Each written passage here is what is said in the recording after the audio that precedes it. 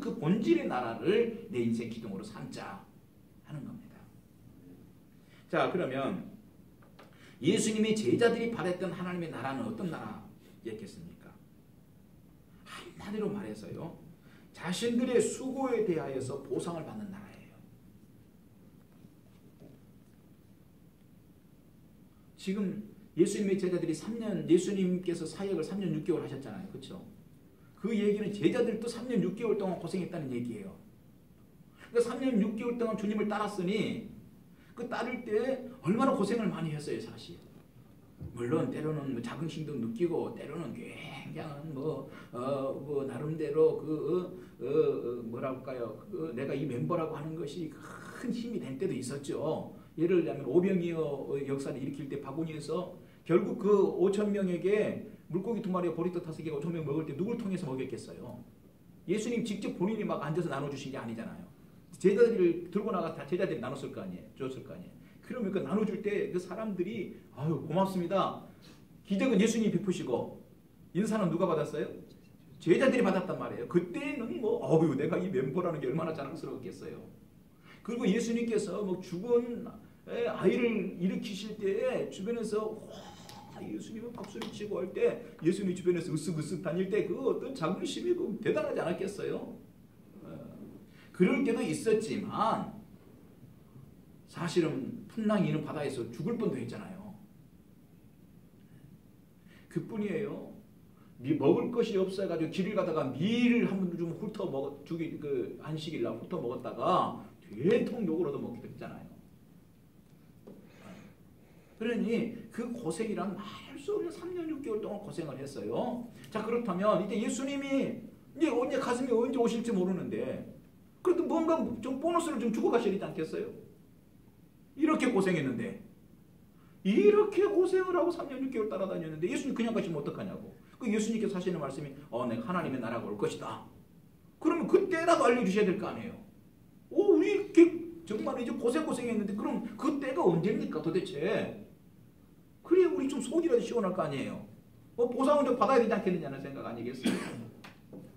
자, 예수님이 제자들이 생각한 하나님의 나라는 자신들의 수고에 대하여서 보상을 받는 나라입니다.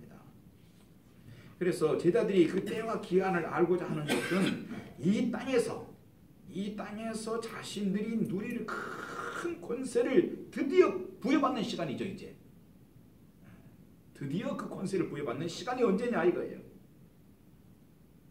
참 여러분, 우리가 생각하고 있는 하나님의 나라하고 제자들이 생각하는 하나님의 나라하고 이렇게 같은 동선이 같이 겹치면 어떨까라는 생각이 들어요. 주님이 생각한 나라는 이런 나라는 아니었다는 거예요. 기운이 조금 빠질지 모르겠지만 예수님 제자들이 여기 계신다면, 여기 계신 베드로, 안드레, 야고보, 요한, 빌립 쫙 계신다면 이 얘기를 좀 해주고 싶어요.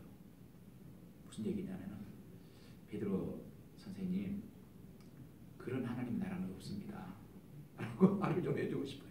기운이 쫙 빠질지 모르겠지만 그런 하나님의 나라는 사실 없습니다. 오히려 하나님의 나라는, 진정한 예수님이 말씀하신 하나님의 나라는 스스로 낮아짐이 있을 뿐이죠. 스스로 낮아짐이 있을 뿐이지 내가 주님 따랐으니까 이제 한몫 챙기고 보너스 받아야 되고 이제 내 무슨 권세가 주어지고 그때가 언제인가 하는 그런 나라는, 참 요한 선생님 정말 죄송스럽지만 그런 하나님의 나라가 없습니다. 자, 그래서 예수님께서도 뭐라고 그랬어요? 내가 섬기려고 이 땅에 왔다 그러셨잖아요. 내가 보너스 받으려고 이 땅에 왔다라고 말하지 않으셨고 내가 섬기려고 이 땅에 왔다 그랬어요. 그리고 열심히 섬겼어요. 피곤해도 섬기시고요. 먹을 것이 없어도 섬기시고요. 네. 그리고 예수님께서 뭐라고 말씀하셨어요? 그런데 그렇게 섬김하시는 말씀이 나에게는 너희가 알지 못하는 큰 기쁨이 있다. 아니 쫄쫄 굶으면서 무슨 기쁨이 있어요? 땡볕 때 그렇게, 여러분 우리가 생각하는 지금 이렇게 땡볕 때 좀 다니면서 사역했다 그런 정도가 아니고요. 그 중동 지방이거든요. 우리 한여름이에요.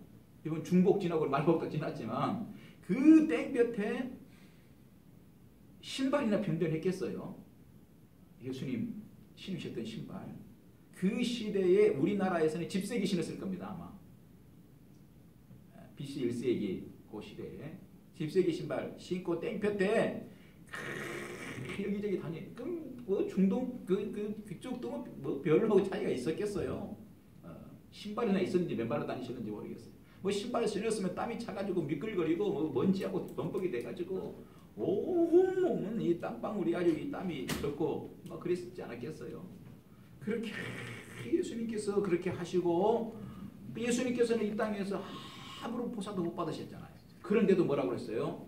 나는 너희들이 알지 못하는 기쁨이 있다. 너희들이 알지 못하는 기쁨이 예수님입니다. 그렇습니다. 그 나라는요, 섬기는 것을 기뻐하는 것을 기뻐하는 것이 있을 뿐입니다. 우리도 그러한 하나님의 나라를 힘쓰고 애써야 한다는 겁니다. 내 인생 기둥, 첫째는 하나님의 나라라고 하는 기둥인데, 그 하나님의 나라라고 하는 기둥은 이 땅에서 당장에 보상받는 나라가 아니라, 그럼에도 불구하고 또 섬기고 또 섬기고 또 섬기면서도 기뻐지고, 누가 알지 못하는 하나님과 나만의 교제가 있고, 하나님의 위로가 있고, 하나님 나를 알아주심이 있고, 내가 아버지를 아는 그런 기쁨. 그것이 그 섬김이 우리가 해야 할 일이라는 것입니다. 오늘날 많은 크리스찬들에게 방향이 잘못 설정된 바가 없지 않아 있어요. 이게 뭐냐면 하나님의 나라를 위해서 수고하고 애썼으면 이제 나도 보너스 받을 때가 됐는데, 일주일 금식기도 했으면 일주일 금식기도에 대한 보너스를 하나 주셔야 되잖아요. 문제가 심각하고 크면 20일 금식기도 해 당신. 그러면 보너스 떨어질 거야. 그럼 보너스가 떨어져야 되는데 때로는 그렇지 않을 때가 있거든요.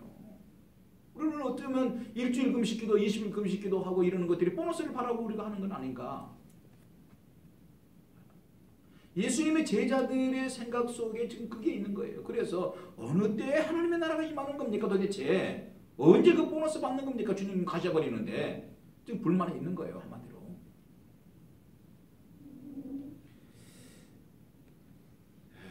여러분, 그런데 우리가 그 하나님 우리가 정말 섬기면서 기뻐지고, 섬기는 것이 감사이고, 섬기는 것이 은혜이고, 내가 서 있는 위치를 왜 하나님 나를 위해 주셨는가?